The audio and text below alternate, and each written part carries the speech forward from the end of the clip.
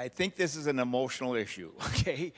And people have strong opinions and for good reason. So I don't mean to disparage that in any way.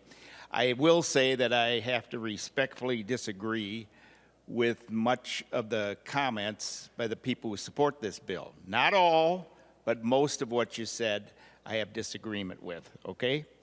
The thing to understand is that, why did we have the chaos, all right, here in the state of Minnesota? If we look at other states where there were Democratic mayors with high crime rates who cooperated with the feds and with ICE, we didn't see that chaos. I'll give you just two, Washington, D.C. and Memphis.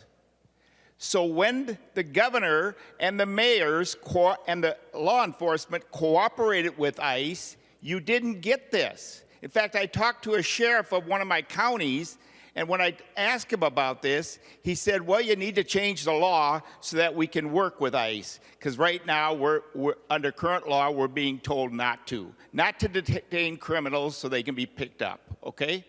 So when you wonder about the chaos and the negative effects, which I find regretful also, you can look no further than the lack of cooperation that the governor, the AG, and did with our law enforcement. So again, since ICE has been working across this nation, including Minnesota, we have seen the murder rate of minorities, and especially blacks, drop to the lowest level since 1900. Members, I'll repeat that one more time. Since ICE has been conducting these immigration raids and arresting criminals, we have seen the lowest murder rate drop among minorities and blacks since the year 1900. So you know who the #1 president is for Black Lives Matter? President Trump, okay, and his administration. We should have cooperated with ICE.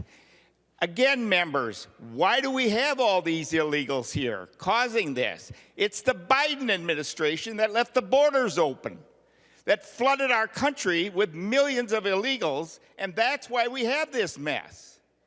So you don't need to look any further than the federal government not closing the border until the Trump administration. I did not use the word Democrat or Republican, okay?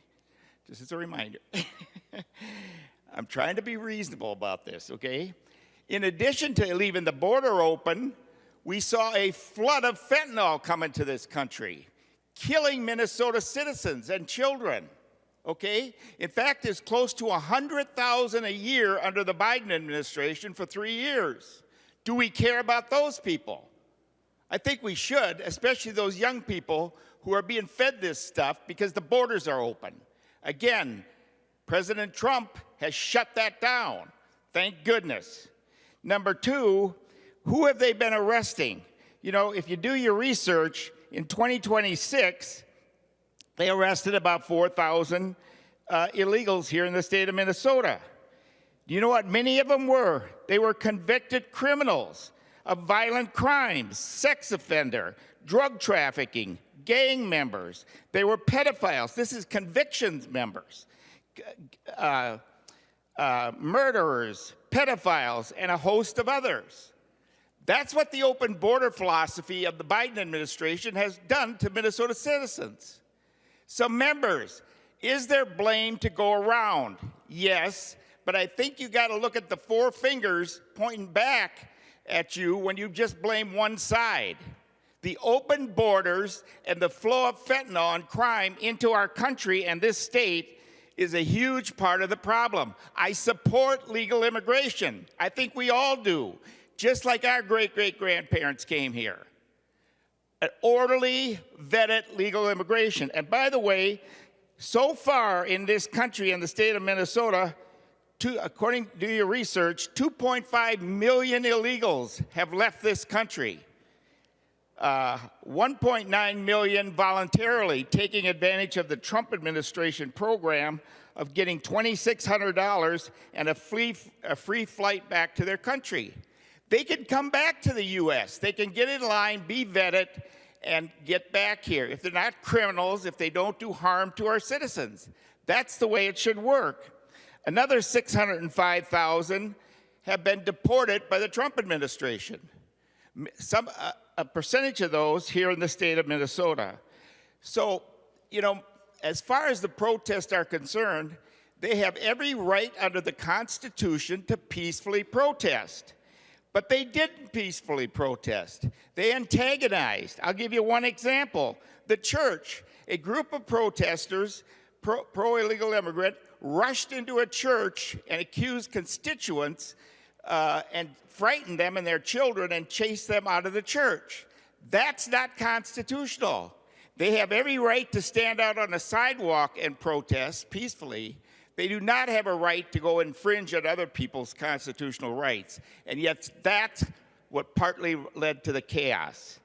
The next thing I'd just like to say, this was not just a grassroots protest, members. If you do your research, you're going to find the protest here in Minnesota was funded.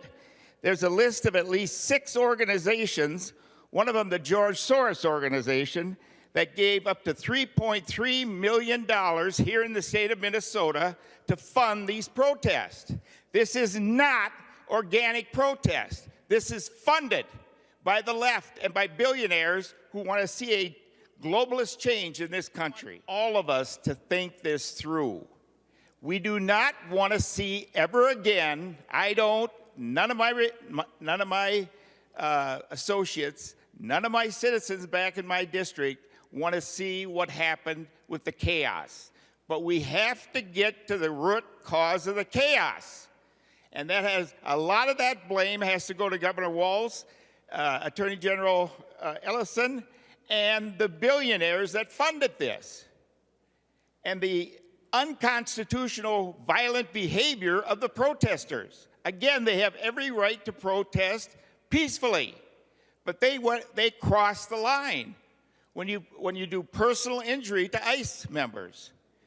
Again, when we see ICE nationally, we see Democrats cooperate with them who are elected.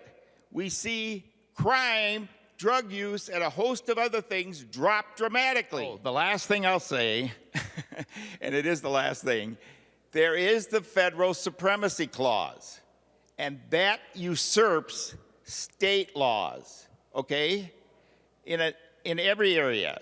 And yet, we in this state, elected leaders in this state, rejected that and brought on the chaos.